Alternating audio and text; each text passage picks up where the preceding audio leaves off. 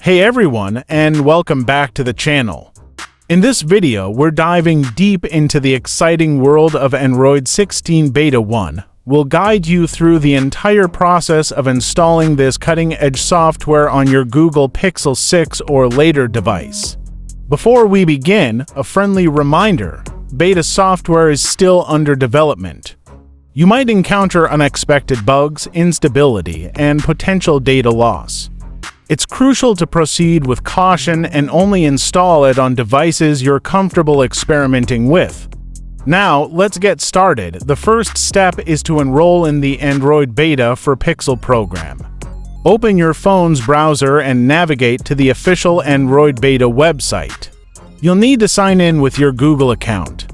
Ensure that this is the account associated with the Pixel device you wish to update. Once you're logged in, you'll see a list of eligible devices. Select the Pixel device you want to enroll in the beta program.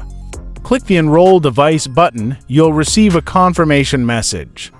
Click View Details to carefully review the terms and conditions of the beta program. Once you've reviewed and understood the risks, click Enroll to proceed. Congratulations!